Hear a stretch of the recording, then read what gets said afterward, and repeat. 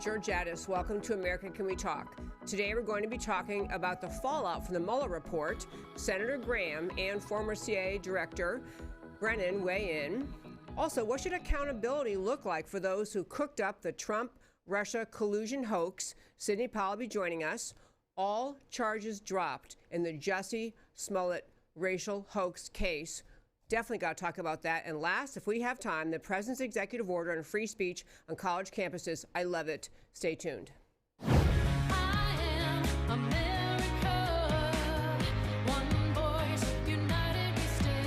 Debbie Georgatos, host of America Can We Talk, is an author, attorney, and political analyst whose mission is to inspire the American political conversation about preserving liberty in the best country on earth. And welcome again to America Can We Talk? Yesterday we talked about the Mueller report having been handed over to the Attorney General, and the Attorney General in turn, Mr. Barr, had written a letter to Congress with a summary of what were the findings of the Mueller report. Two things I want to share in this first five today before we turn to an interview with the author of License to Lie, and she'll be with us on phone, Sidney Powell. First, there was I'm going to show you a short clip of a statement given by Senator Lindsey Graham. He's the Judiciary Committee chair now, and he is talking about what his view is of the some things falling out for the Mueller report fallout. Here we have Senator Lindsey Graham. The FISA warrant process was abused for political purposes. Whether or not a counterintelligence investigation was opened up regarding the Trump campaign as a backdoor to spy on the campaign, I still to this day am at a loss to explain why nobody went to President Trump to tell him there may be some people in your orbit that are connected to the Russians and working with the Russians. A counterintelligence investigation is designed to protect the entity being targeted by a foreign power.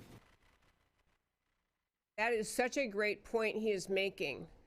If the investigation early on was innocently started out of genuine concern that Russians were trying to infiltrate the Trump campaign, trying to impact it, then the FBI should have given heads up to the president, to his team. They didn't do that because, in my opinion, the effort of that investigation was not to help or protect President Trump. It was on the mission that was then ongoing to try to, in some way, diminish or destroy his potential to ever be able to win the presidency and to serve as our president. So that was it. So Lindsey Graham is saying we're going to ask Sidney Powell what she thinks about this, but Lindsey Graham is saying we need to look into the origins of the entire Mueller investigation, how the whole thing got started. I think he's right. I'll be curious to hear what Sidney Powell thinks. Number two, one of the major players throughout this whole investigation into President Trump, the Mueller Trump-Russia collusion, was former CIA Director John Brennan, who has repeatedly, if you follow his, which I do not, but if you follow his Twitter feed, you will see is the nastiest, accusatory, ugly things regularly spewed out at President Trump. One of the most recent ones was just a few days prior to the Mueller report being released, in which John Brennan essentially said, you know, they're going to get you. I can't wait to see what they're going to find. All sorts of language, really almost giddy with excitement with the idea that Mueller was going to have uncovered some major wrongdoing on President Trump's part. So I want to play, John Brennan is singing a different tune these days, play a brief clip of John Brennan, former CIA director. Well, I don't know if I received bad information, but I think I suspected that there was more than there actually was. And I am relieved that it's been determined that there was not a criminal conspiracy with the Russian government over our election. I think that is good news for the country. And so I still point to things that were done publicly or efforts to try to have conversations with the Russians that were inappropriate. But I'm not all that surprised that the high bar of criminal conspiracy was not met. I am surprised at that second part of obstruction of justice in terms of how it came out. I don't know whether or not Bob Mueller wanted the Attorney General to pronounce on that issue, and whether or not Bob Mueller felt that it would be best for Congress and American people to determine whether the weight of the information indicates that Donald Trump did try to obstruct justice.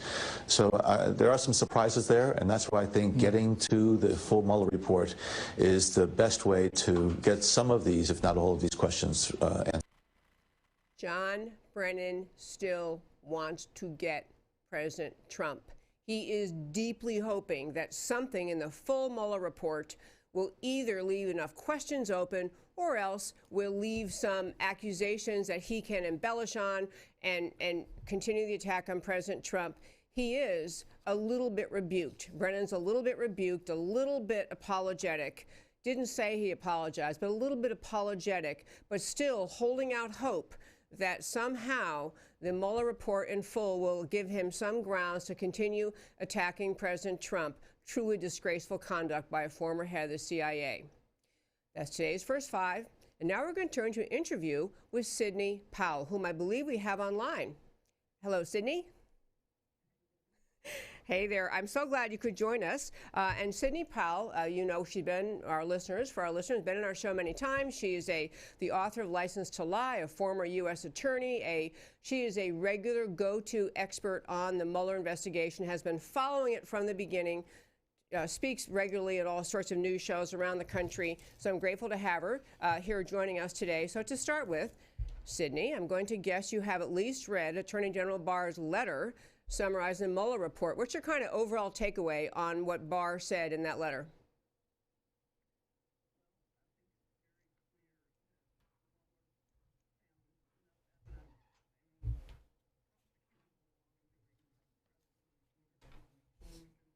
On obstruction of justice, and the fact that he goes on to equivocate and refuses to exonerate the president on obstruction is ridiculous. Because if he had found evidence that would have warranted prosecution, he would have said so, and he did not.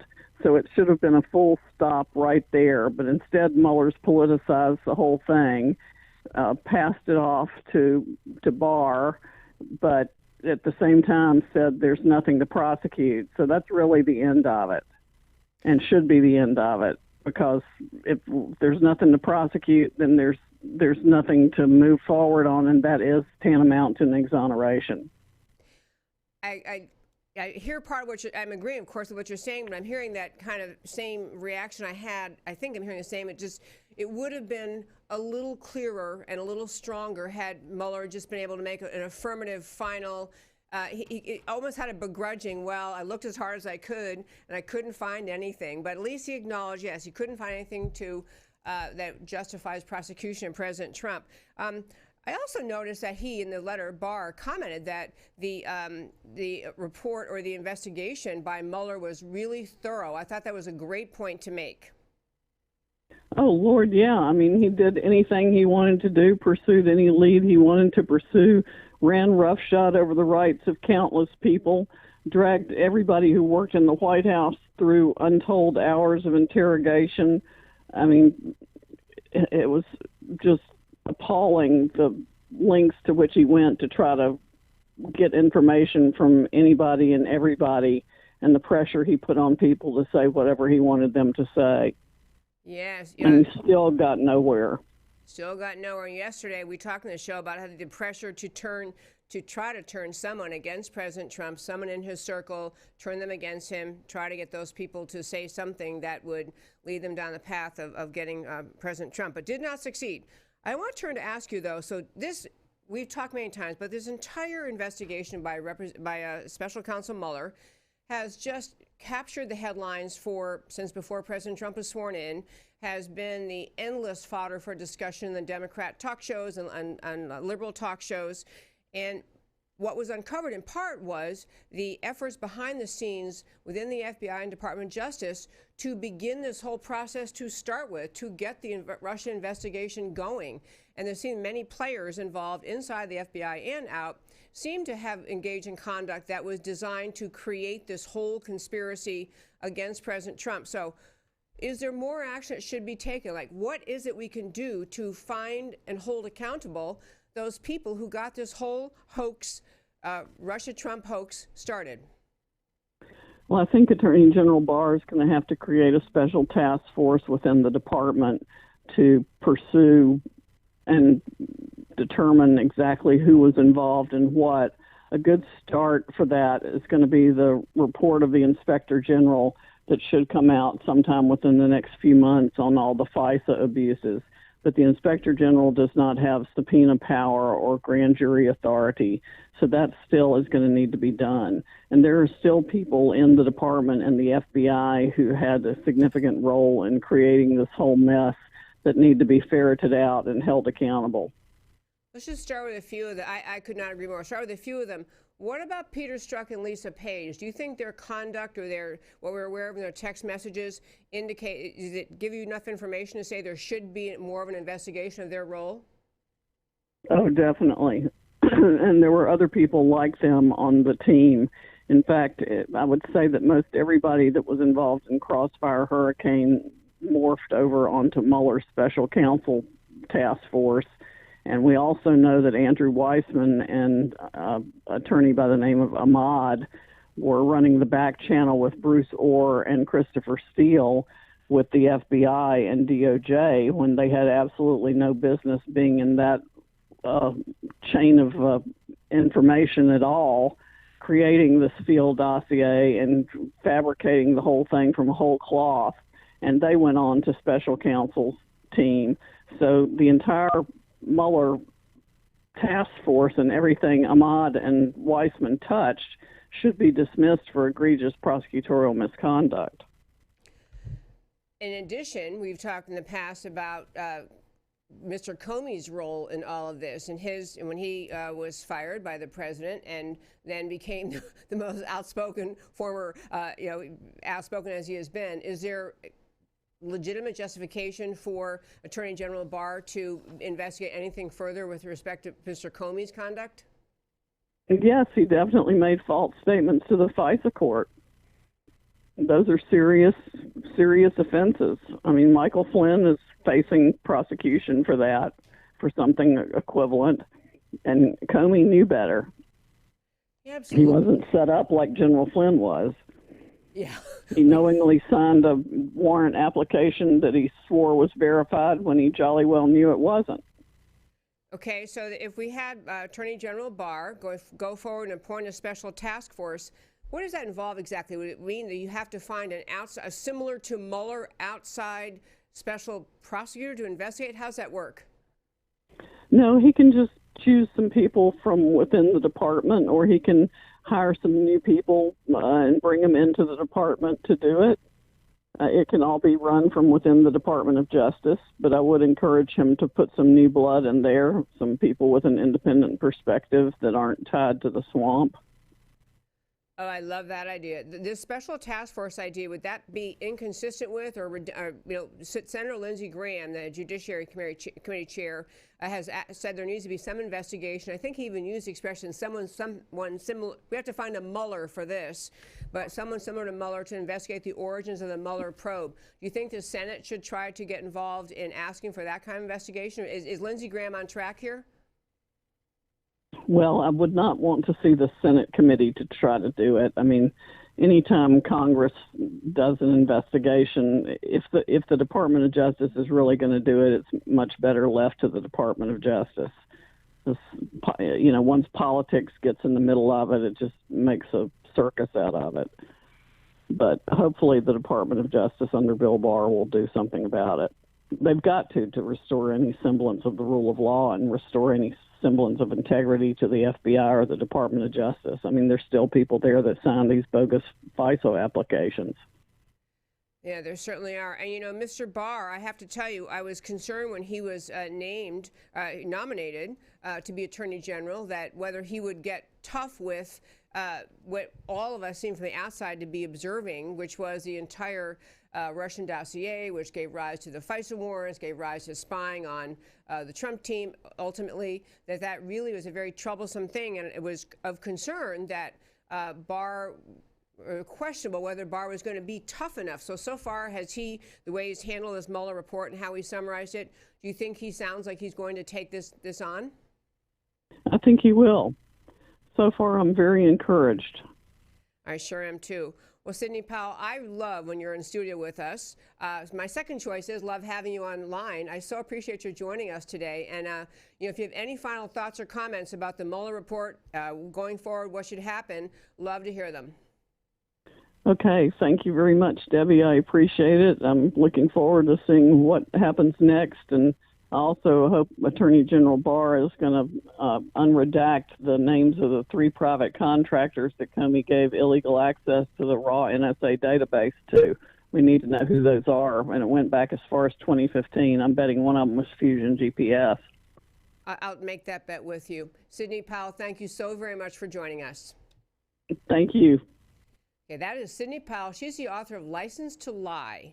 She is a former federal prosecutor. She has been among the stellar advocates in this country advocating for America needs to recognize that what seems to have occurred inside the FBI and the Department of Justice over this, even preceding the time of the President Trump's election, even preceding his victory in November 2016, seemed to be the weaponizing of the IRS, the IRS too, but weaponizing of the Department of Justice and the FBI on behalf of one political party to target another political party's candidate. She has been outspoken and is very knowledgeable about what happened inside the FBI because she used to work there, and she is very familiar with Andrew Weissman and his role in previous misdeeds and his role in this particular Mueller investigation. So grateful to have her join us. And as we have so many stories, this story is not over. This story is going to go on because I think she's right. I think that Attorney General Barr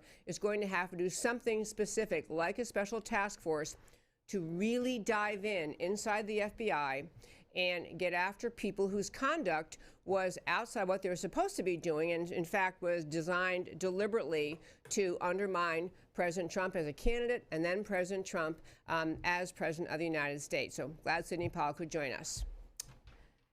And speaking of justice, the most amazing revelation came out today, and most amazing development happened in the Jussie Smollett case.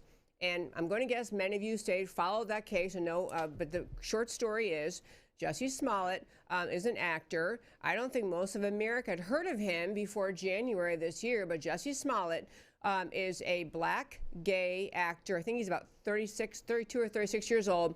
And he claimed in January of this year, of 2019, he claimed in January of this year that in a very late night, in fact, early morning, middle of the night, walk he'd taken out when he was in Chicago. He'd walk from his producer's apartment or someone's apartment he was staying at out to get food at a sandwich place at 2 in the morning, that he was attacked and physically attacked, and that he was attacked by people who used racial and homophobic slurs, and people wearing had MAGA, M-A-G-A, Make America Great Again hats, and were yelling at him, "This is MAGA country," and that he was physically assaulted. It was treated, of course, as a hate crime, as an attack on someone because he is black and gay, and in fact, he said they used racial and homophobic slurs against him. That was in January of this year, just a few months ago. However, what shortly came to the realization of many in America was that it appeared, and the investigators discovered, it appeared that Jussie Smollett had made up this story, had in fact created the entire story as a hoax, that it was a racial hoax that he was involved in from the start. And I'm going to tell you what the facts were very quickly in case you didn't follow this story. And then I'm going to play for you the comments today made by the the chief of police, police superintendent, as well as Mayor Rahm Emanuel, outraged, shocked, and utterly dismissive of the decision by the prosecutors in Chicago to drop all charges, to just let it go, to let him move on, as they say on the left. So I want to go through, actually, I'm going to play those clips first. I want to start with the police chief. And this guy, by the way, his precise title is police superintendent, not chief of police. He's police superintendent Eddie Johnson. If you watch his show regularly, you recall that a few months ago, right when this whole thing started, Eddie Johnson came out after it became obvious to the police investigating this alleged attack that Jussie Smollett had created a hoax. He had perpetrated a hoax. Jussie Smollett had hired two friends of his to attack him and then reported the attack as a real crime, caused the police department to spend thousands of hours investigating, and obviously the entire intent was to make an accusation against the attackers, of course, but more broadly against the city of Chicago, racism and being homophobic. So there was already a really pungent press conference held by this particular police superintendent, Eddie Johnson, when it became obvious that this was a hoax and that a grand jury had indicted Jussie Smollett for perpetrating this hoax. So he was outraged then. This is now what you're going about to see, a news conference today. It was the dismissal of all charges by the authorities against Jussie Smollett, the dismissal of all charges against him, was made without ever even letting the police chief know. So this guy didn't know this was coming. Here he's worked hours and hours. They've gotten evidence. They presented to a grand jury. They've gotten an indictment. The guy's been indicted for something like, it was 16 felony accounts, 48 possible years in prison, which I'm not saying was justified. 48 years, I'm not saying 48 years in prison, but that was the level of indictment. And then out of the clear blue, no heads up to Rahm Emanuel, no heads up to this chief of police or police superintendent Eddie Johnson. They learn that the authorities are dismissing all charges against Jussie Smollett. I'm going to just play first what these two had to say today. So listen, I'm sure we all know what occurred this morning. My personal opinion is that you all know where I stand on this. Do I think justice was served? No. Where do I think justice is? I think this city is still owed an apology. And let me digress for a moment. When I came on this job, I've been a cop now for about 31 years. When I came on this job, I came on with my honor, my integrity, and my reputation. If someone accused me of doing anything that would circumvent that, then I would want my day in court, period, to clear my name. I've heard that they wanted their day in court with TV cameras so America could know the truth, but no, they chose to hide behind secrecy and broker a deal to circumvent the judicial system. My job as a police officer is to investigate an incident, gather evidence, gather the facts, and present them to the state's attorney. That's what we did. I stand behind the detective's investigation. I'll let Mayor Emanuel comment further. I'd like to remind everybody, a grand jury indicted this individual based on only a piece of the evidence that the police had collected in that period of time. So a grand jury actually brought the charges. On financial costs, this $10,000 doesn't even come close to what the city spent in resources to actually look over the camera, gather all the data, gather all the information that actually brought the indictment by the grand jury. This is a whitewash of justice. A grand jury could not have been clearer. To then say not only is the cost, the $10,000 doesn't come cost financially, but all the other repercussions of this decision it made, to me, where is the accountability in the system? You cannot have, because of a person's position, one set of rules apply to them, and another set of rules apply to everybody else. You're not kidding.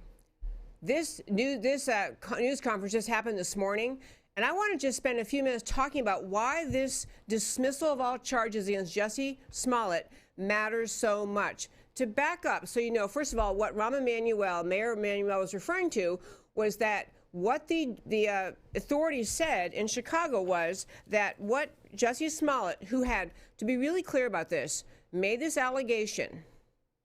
A police investigation occurred where, I mean, hours and hours, it had to be hundreds of thousands of hundreds of thousands of dollars of man hours by the police reviewing security tapes, reviewing any kind of surveillance tapes that were available, questioning people, putting together a story, going back and questioning people again. This was not a 24-hour hoax. This was a hoax, by the way. Smollett said, reported this attack, this alleged incident on January 29th. January 29th of this year, 2019.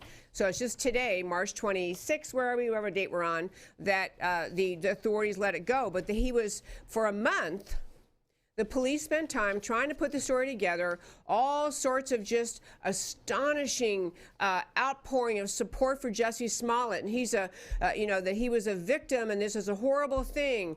Statements by people as high as Kamala Harris tweeting out right when it happened. This is a friend of mine. This is I think your word was gentle and good man. This is terrible, the outrage, blah, blah, blah. All sorts of support from Hollywood, from people at Fox. The television show he used to be on is a Fox show. His part has now been cut, but he was on a regular television show. They were defending him. Everyone's defending him. Everyone's outraged. I mean, just all of the media and publicity going on and on and on and on and on until they started being a little bit suspicious because Smollett had claimed he was on the phone at the time of the attack with somebody he works with, his agent or something. And the police asked for his phone. Like, okay, well, we need to review your phone. It's evidence, you know, the guy you were talking to can say he heard this. And first Smollett wouldn't turn over his phone. And then he turned over his phone with a bunch of information redacted. And so it was so heavily redacted that the police said it wasn't sufficient for them. The police then finally identified two men. I'm telling you how much evidence there was that led to this prosecution. But police identified two men on a surveillance tape, a security tape, and the two men are walking down the street somewhere near the time where this alleged mugging occurred, and finally identified the two men, two Nigerian brothers, two men from the country of Nigeria living in America, brothers. The police identify them. One of them they both know Smollett. One of them works with him. They went in, they questioned them, questioned the brothers. No. And I think the brothers admitted they were in the picture. They were the ones in the picture, but that was not, they didn't do anything. The bottom line was these two Nigerian brothers actually completely confessed to the police. These are friends of Smollett's. One of them works with him. These brothers confessed to a conspiracy. They said that they were paid by Jussie Smollett to fake this attack, to create this hoax with him. The police investigators told news sources they have the check. Jussie Smollett paid them a check in the amount of $3,500, paid them a check to pull off this hoax. Police investigators have the check. The Nigerian brothers then cooperated with the police, cooperated with the grand jury, testified in front of the grand jury, told them what happened. In addition to that, they have evidence of the Smollett claims certain things happened, that someone put a noose around his neck.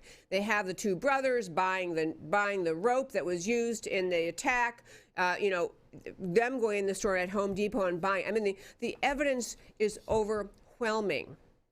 It is not a case of mistaken identity. Now, you have to stop and think about this. Smollett is then asked, well, we have these two people here. Oh, Smollett wouldn't come back. They kept saying, we want to have follow-up questioning. We want to talk to him again. He was kind of stalling. I think he finally did go in and have a follow-up questioning. But even they're asking him, Jussie, why would your own friends admit to this conspiracy? What is this check for? And despite all of the in-your-face, frankly, irrefutable evidence, Jussie Smollett kept denying it. Nope, didn't happen, didn't do that. Nope, nope, nope, nope, nope, nope, nope. So finally the police say they're, now they're into February, so the attack, the non-attack, happened January 29th. They're reporting the attack January 29th. We're into February. Police say they're investigating. They have someone report to the police that they actually saw Smollett in an elevator in the building with the two brothers that night. Cook County. So this is all unfolding, and it becomes obvious that they are beginning by February 20th. Chicago police say Smollett is officially suspected of filing a false police report by saying he was a victim of a racist, homophobic attack. So, moving forward, Jussie Smollett is indicted. The grand jury hears all the evidence, including the two Nigerian brothers who are telling the whole story. It goes to the grand jury. They indict him. The case is moving forward. The next hearing date was in mid-April, was coming up in mid-April. They put things, and so Smollett was arrested, he was processed, and he goes through the process, and so he's supposed to have a next hearing date in April, when this morning, today, the prosecutors announced they were dropping all charges. Specifically, they referred to that Smollett had put up a $10,000 bond, which is, just so you won't run away, you'll show up for trial, $10,000 bond. He was agreeing to forfeit the bond, and that's what Rahm Emanuel was referring to in the tape. Well, it was that $10,000 isn't nearly enough, so he gets $10,000 he has to forfeit.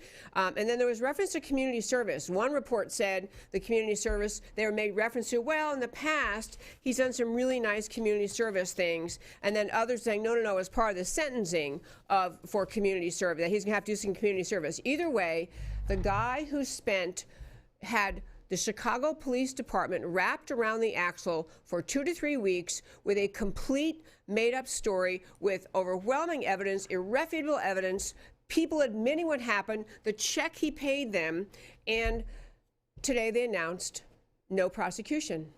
He's done. He's free to go. All charges dropped. So I'm going to hit about 4 points about this story. Number one, I have a picture of someone I want to show you, I believe my happy and wonderful producer, Matt, has him up. This is a picture of a guy named Michael Dutz. Michael Dutz. Okay. Have you ever seen this guy before? Yeah, me neither.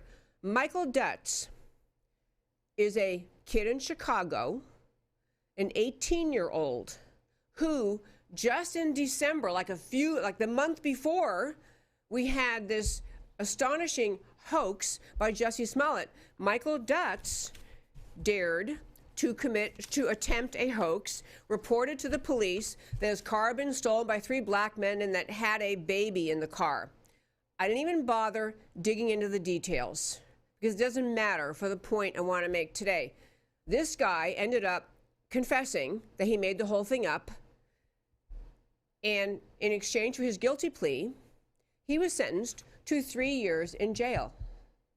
The reason this unknown person is in jail is because he is an unknown person, because he has no political clout, because who's ever heard of him, because he's not famous, because he has no connections to famous people, because he is not standing up for some left-wing cause. He's just a guy who committed a hoax that cost the Chicago Police Department a lot less money, a lot less time, a lot less effort, a lot less ridicule and criticism. But because he has no one in his corner, he's in jail. And the reason I wanted to put his face up, and I could have picked other faces, other stories, is this. This is what it means when we lose the rule of law in America. This is an in-your-face example of what happens when we play fast and loose with the rule of law. The lesson America will take from the fact that the Chicago prosecutors are dropping all charges against Jussie Smollett is that if you are connected, if you are famous, if you're in left-wing America, you don't really have to follow the law. Now I'd like to go back and point out, as we were talking a moment ago with Sidney Powell, about people involved in the Trump-Russia collusion case. Jussie Smollett perpetrated a hoax, and nothing's happening to him. He'll probably be a celebrity on the American left. The hoax perpetrated inside the Department of Justice, the creation of a lie about Trump-Russia collusion, gives people the same sense of outrage as we all feel about the idea that Jussie Smollett committed a hoax and nothing is going to happen to him. The rule of law matters, not just to say in an abstract way that in America, the same laws apply. We have a system for making laws, and everyone gets to vote who's a citizen, and we create lawmakers, and then we pass laws, and the rule of law means the same laws apply to everyone, and everyone is subject to those laws. Everyone. When you say that some poor unknown kid in Chicago who didn't cost the city nearly as much money or grief had to go to jail, but Jussie Smollett, who happens to be famous and have influential friends, he gets away with a massive hoax designed, by the way. Jussie Smollett's hoax was very political.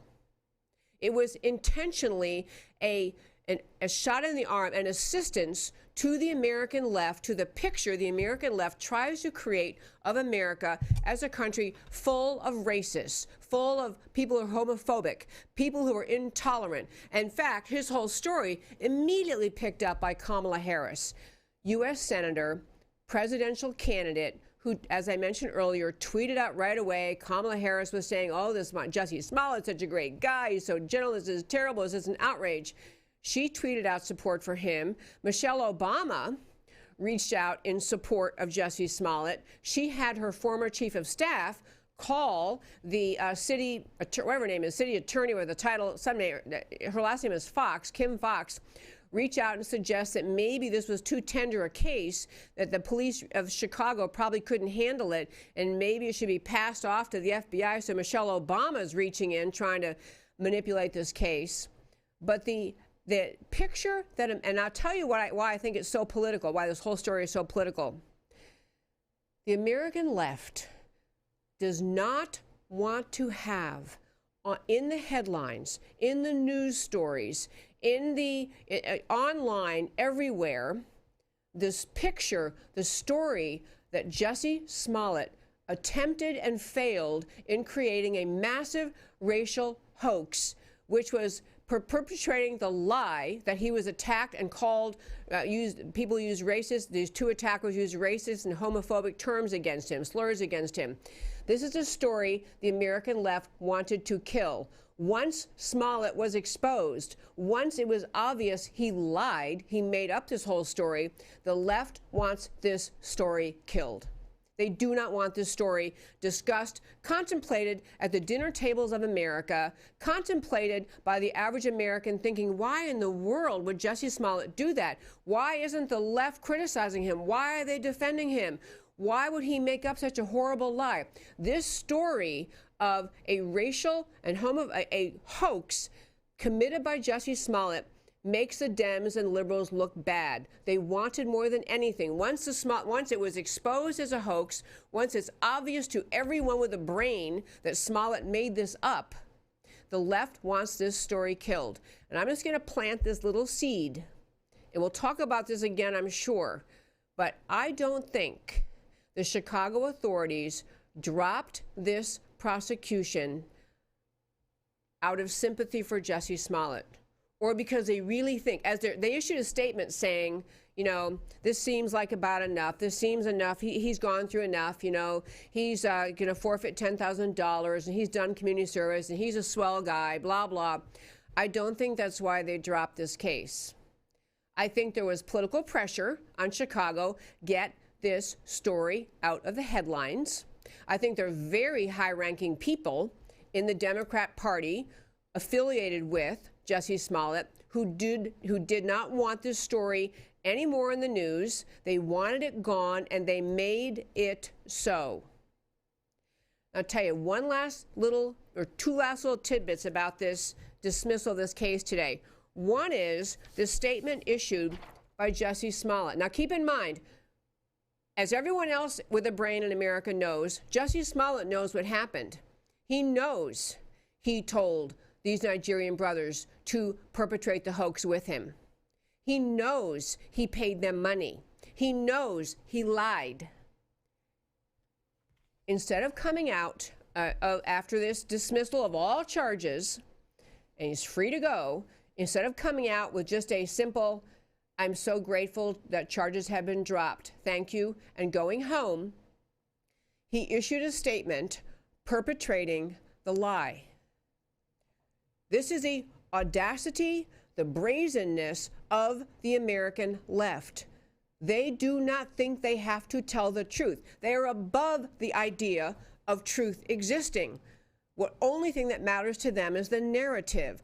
The only thing that matters to them is pushing the lie that America is racist. They're never, ever accountable for what they do. So Jussie Smollett's statement read to the media today included, "I have been truthful and consistent on every single level since day one." And then he goes the whole sympathy route. This has been an incredibly difficult time. Honestly, one of the worst of my entire life. He never answers, why would my friends make up a conspiracy thing? Why did I write them a check for $3,500? Why is all the evidence the grand jury reviewed? Why would it all be there if nothing happened?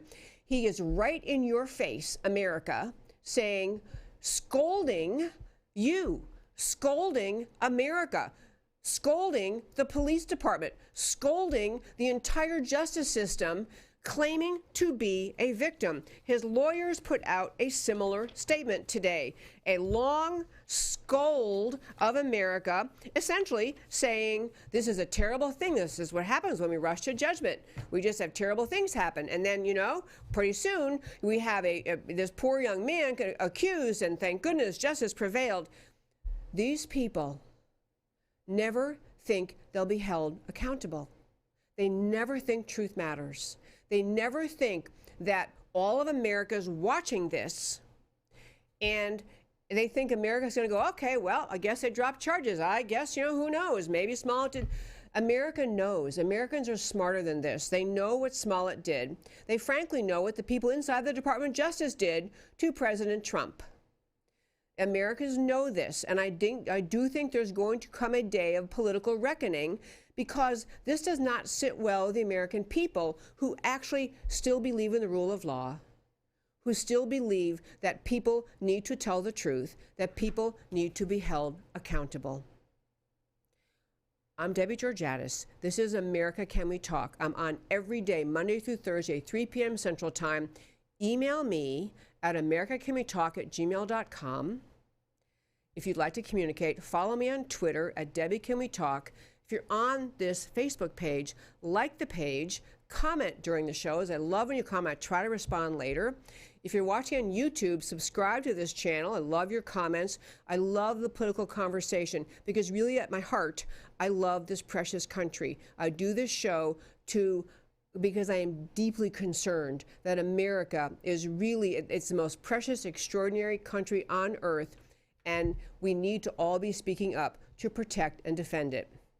Again, Debbie Georgatos, America Can We Talk? Talk to you tomorrow.